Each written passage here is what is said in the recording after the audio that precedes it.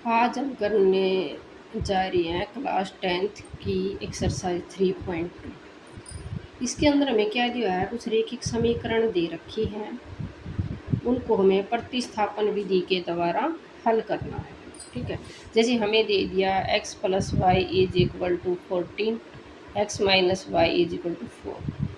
तो ऐसे क्वेश्चनों के अंदर हम क्या करते हैं, इनको पहले तो हम इसको तो हम जैसे एक समीकरण मान लेंगे और इसको दो। प्रतिस्थापन विधि होती क्या है, जहाँ पर ये कह लो, हम प्रतिस्थापन विधि के तरीके से कॉपी पेस्ट भी कह सकते हैं। ठीक है, तो प्रतिस्थापन विधि से अब हमें इसको करना है प्रतिस्थापन विधि से। प्रतिस्थापन विधि से इसमें हम क्या करेंगे, पहले किसी एक की वैल्यू निकाल लेंगे। भाई x की निकाल लो, चाहे आप y की निकाल लो। ठीक है, वो आपकी इच्छा के ऊपर डिपेंड करता है।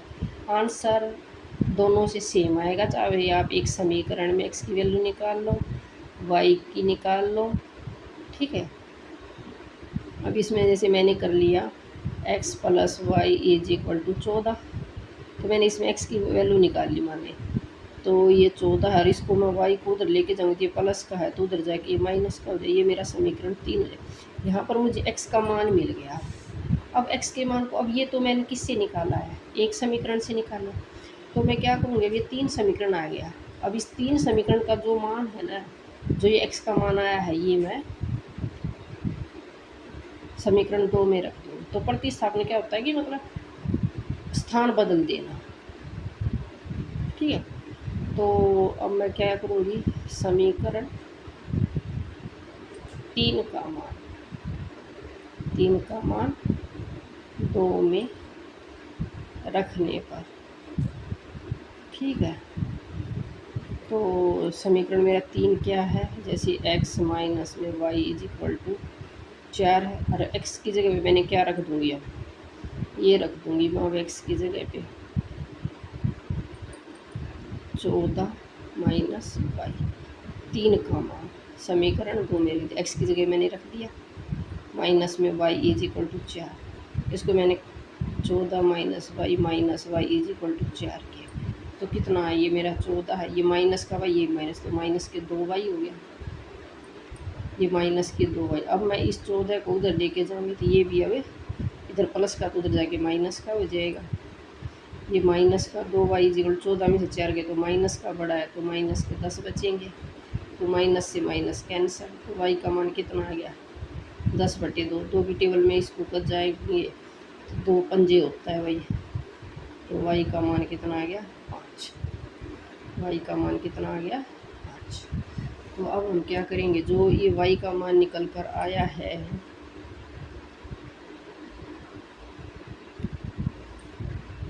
y का मान क्या करूँगी मैं, समीकरण किसी में भी रख लो, आंसर सेम आना, कोई फर्क नहीं पड़ता उससे। ठीक है, समीकरण 1 में रखने पर। ठीक है, समीकरण 1 में रखा मैं, समीकरण 1 है मेरा क्या, x + y = 14 है। x y की जगह पे मैंने 5 रख दिया, = 14, x क्योंकि यहाँ पर y का मान क्या है, 5 निकल कर आया। ठीक है, तो 14, ये प्लस का 5 है, तो उधर जाके माइनस का हो जाएगा, तो x का मान कितना आ गया, 9। तो x का मान 9 आ गया और y का 5 आ गया। ठीक है, ये हो गया हमारी, ये हो गई मेरी प्रतिस्थापन विधि। ठीक है, अब इसका जो दूसरा पार्ट है भाई, वो क्या दे रखा है हमें, s - t = 3। दूसरा दे दिया s/3 + t/2 = 6। ये समीकरण 1 हो गया भाई, ये मेरा समीकरण 2। अब ये समीकरण तो ठीक है, अब ये समीकरण मुझे दिखाई दे रहा है, अब ये अपोन में, तो मैं इसका क्या करूँगी, पहले एलसीएम ले लूँगी। एलसीएम लिया तो समीकरण 2 को पहले मैं सोल्व कर लेती हूँ। ठीक है, समीकरण 2 को सोल्व करने पर, क्या करने पर, सोल्व करने पर समीकरण 2 को हमने सोल्व किया तो कितना आ गया एलसीएम? 3 दूनी 6, तो 3 दूनी 6 2s जमा में 2 3 6 3t इज इक्वल टू 6। अब इनकी मैं क्या करूँगी? क्रॉस मल्टीप्लाई कर दूँगी तो कितना आ जाएगा मेरा? 2s जमा में 3t इज इक्वल टू 6 छिके 36। ये आ गया मेरा समीकरण 3। ठीक है, अब मैं समीकरण 1 से मान निकाल लिया, जैसे मैंने s से। अब क्या दे रखा मेरा जो समीकरण 1 है, s minus t is equal to 3 के लिए। ठीक है, तो मैं अगर मैं s का मान निकालूँ तो कितना? 3। ये t प्लस का है तो माइनस का है तो मतलब उधर जाके ये प्लस का हो जाएगा। ठीक है, अब ये आ गया मेरा समीकरण नंबर 3। ठीक है, अब मेरा जो 2 समीकरण है देखो उसको तो मैंने सोल्व किया है, तो मैं क्या करूँगी? समीकरण 3 का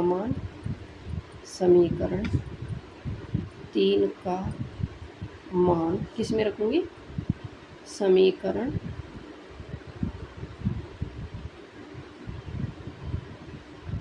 4 में रखने। किस में रखने पर?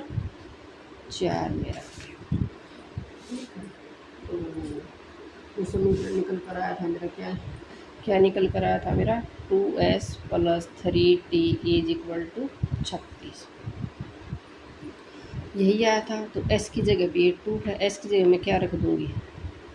3 जमा में t जमा में 3t इज इक्वल टू 36। अब इसको मैंने देख अंदर मल्टीप्लाई 2 3 6 जमा में 2t प्लस में 3t इज इक्वल टू 36। 3 और 2 5 5t हो गया। ठीक है, इसको मैं प्लस का 6 है, अगर मैं इसको उधर लेके जाऊँगी तो माइनस का हो जाएगा। तो 5t इज इक्वल टू 30 के, तो t मेरा कितना हो जाएगा? 30/5। तो 5 एकम 5 5 के 30, तो t का मान आ गया मेरा 6। अब मैं क्या करूँगी? t के मान को 1 में रखने पर t के मान को समीकरण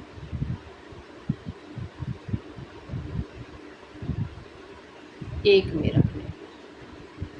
समीकरण 1 में समीकरण 1 मेरा क्या था भाई? s माइनस के t इज इक्वल टू 3, तो s माइनस में t की जगह में क्या करूँगी? 6 तो is equal to 3। s is equal to 3 जमा में 6, तो कितना आ गया? s का मान कितना आ गया? 9। तो t का मान 6 आ गया। ठीक है, अब जो इसका जो तीसरा पॉइंट है वो क्या है भाई? जो तीसरा है वो है 3x minus y 3x minus y is equal to 3। तो दूसरा क्या है? 9x माइनस के 3y इज इक्वल टू 9। ठीक है, ये मेरा समीकरण 1 हो गया, ये मेरा समीकरण 2 हो गया। अब मैं देखूँ तो ये जो मेरा जो दूसरा समीकरण है उसके अंदर क्या दे रखा है? अगर मैं ये 3 इसमें कॉमन आ रहा है, ये भी 3 से भाग हो रहा है, ये भी 3 से, ये भी 3 से। ठीक है, तो पहले 9x/3 3y/3 और 9/3। ठीक है, 3 से भाग देने पर 3 से भाग देने पर ठीक है, तो करा तो कितना आ गया? ये 3 3 और ये कितना आ गया? 3x माइनस के वाई इज इक्वल टू 3। तो अब ये देखो आपका जो एक समीकरण है समीकरण 2, यानी कि समीकरण जो 3 निकल कर आया, तो दोनों सेम है ये। तो जहाँ पर भी समीकरण 1 और 2 या कोई भी समीकरण हो, अगर आपस में समान आती है तो उनके क्या होते हैं? अनंत अनेक हल होते हैं। तो इसमें हमें और कुछ करने की ज़रूरत नहीं है। अब हम इसको लिख सकते हैं कि समीकरण 1 व समीकरण 3 समान है। समीकरण 1 व समीकरण 3 समान है, अतः इसके अनंत अनेक हल है। ठीक है, ये इसका सॉल्यूशन हो जाएगा। इसके बाद वही जो इसका चौथा पार्ट है वो क्या दे रखा है, 0.2x 0.2x प्लस में 0.3y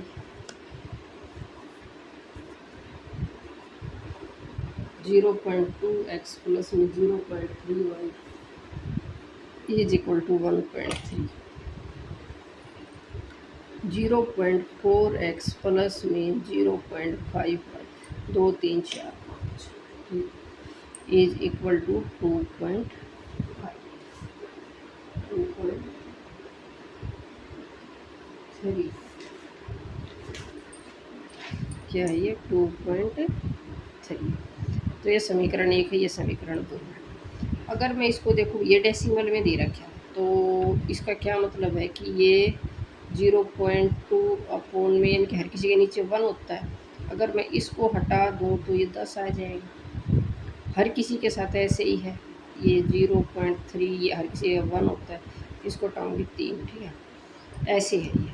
अगर ये 3/10 2/10 ऐसे है, अगर मैं इसको, अब ये 2/10 आ गया मेरा, अगर इसको मैं 10 से गुणा कर दूँ तो क्या आ जाएगा मेरा, तो मैं क्या करूँगी, अतः है, क्योंकि मुझे पता है कि भाई मुझे डेसिमल हट जाएगा। अगर मैं इस समीकरण को 10 से गुणा कर दूँ तो अतः है समीकरण 1 व 2 को 10 से गुणा करने पर, क्या करने पर, गुणा करने पर, तो क्या हो जाएगा ये,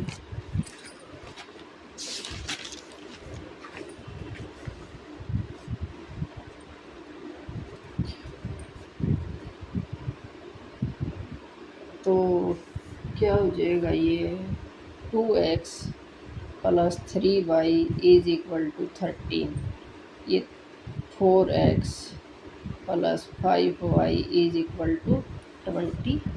ठीक है, ये मेरा समीकरण भाई 3 निकल कर आ गया, ये मेरा समीकरण 4 है। तो अब मैं इसमें से किसी भी एक समीकरण में से मैं x या y की वैल्यू निकाल लूँगी। ठीक है, तो मैंने देखा 2x plus 3y is equal to 13 की दे रखी, तो 2x इज इक्वल, अगर मैं x का मान निकाल लूँ तो ये y को उधर लेके जाऊँ तो माइनस का 3y हो जाएगा भाई, और x का मान निकाल, ये 2 जो ये मल्टीप्लाई में, तो इधर आके किस में हो जाएगा, ये डिवाइड में हो जाएगा। ठीक है, अब ये मेरा समीकरण निकल कर आया भाई 5। ठीक है, अब समीकरण 5 का मान, समीकरण 5 का मान 4 में रखने पर, ठीक है, तो कितना हो जाएगा 4x की जगह में क्या रखूँगी 13 माइनस के 3y इज अपॉन में 2 और प्लस में 5y इज इक्वल टू 23। अगर मैं इसके अंदर गुणा करूँगा तो कितना हो जाएगा, तो पहले तो मैं इसको काट दूँ, 2 1 कम 2 2 दूनी 4। ठीक है, 13 दूनी 26 माइनस में 6y प्लस के 5y इज इक्वल टू 23। तो 6 में से 5 गई, माइनस का y बचा भाई 23, उधर जाके माइनस का 26 हो जाएगा, तो minus y is equal to -3। तो y का मान कितना आ गया 3, कितना आ गया y का मान 3। अब मैं क्या करूँगी, इस y के मान को, y का मान, क्योंकि देखो भाई 1 और 2 समीकरण है, वो तो डेसिमल में पॉइंट में है, मैंने जो 3 4 समीकरण बनाया था उसमें से किसी में भी y का मान रख लो, आंसर सेम आएगा। ठीक है, y का मान समीकरण 3 में रखने, 3 में रखने 2x प्लस में 3y के जगह भाई मैंने 3 रख दिया is equal to 30, 2x plus में 3 3 9 is equal to 13, 2x is equal to 13 minus के 9, क्योंकि उधर जाके प्लस का तो जाके माइनस का हो जाएगा, x इज 13 में से 9 गए 4, अब ये x के साथ 2 मल्टीप्लाई में इधर आके डिवाइड में हो जाएगा, तो x का मान क्या आ गया 2। तो ये हो गया हमारा x इज इक्वल टू 2 और y इज इक्वल टू 3। ये हमारे पास, ये हमारा चौथा पार्ट भी इसका कंप्लीट हो गया। अब जो 5th पार्ट है वो नेक्स्ट पेज पे। इसका जो 5th पार्ट है क्या है, √2x प्लस में √3y is equal to 0। √3x plus में √8y इज इक्वल टू 0। ये समीकरण 1 हो गई भाई। जैसे हम दूसरे क्वेश्चन करते आए हैं तो प्रतिस्थापन विधि से ही कर रहे हैं, उसी तरीके से करेंगे अभी भी प्रतिस्थापन विधि से। ठीक है, तो √2x plus √3y is equal to 0। अब ये 0 है, अगर मैं यहाँ से x का मान निकालूँगी तो क्या है, ये 0 माइनस में √3y हो जाएगा भाई। ठीक है, अगर अब मुझे किसका चाहिए, x का मान चाहिए, तो मैं ये क्या है माइनस का रूट के 3y अपोन में रूट क्या आ जाएगा तेरा √2 आ जाएगा। ये निकल गया भाई मेरा x का मान। ये हो गया मेरा x का मान, ये आ गया मेरा समीकरण 3। अब मैं क्या करूँगी, समीकरण 3 के मान को 2 में रखूँगी।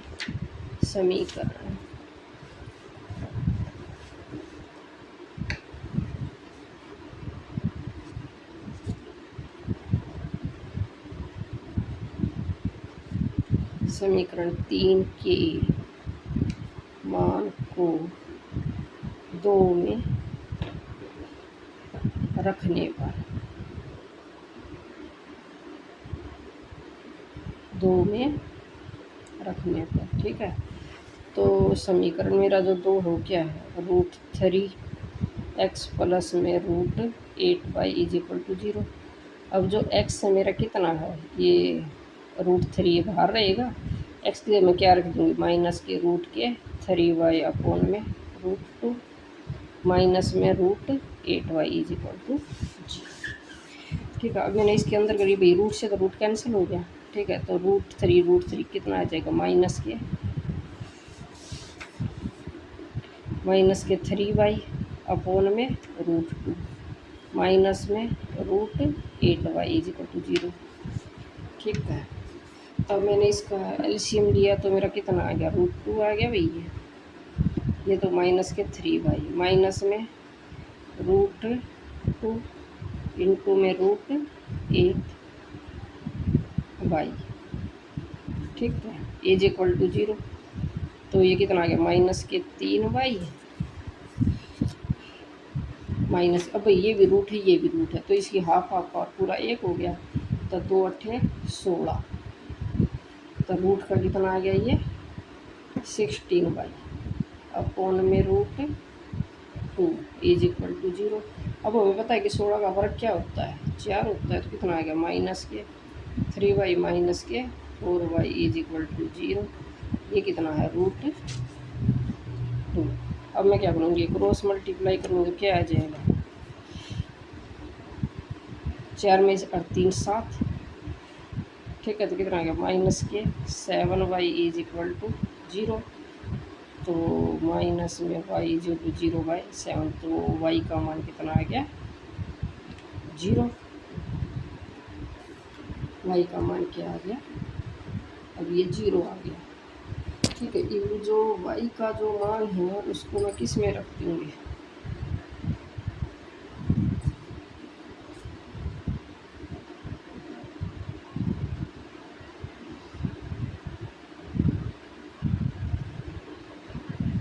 y का मान 1 में रखने पर ये जो y का मान कितना है √2x plus √3y is equal to 0।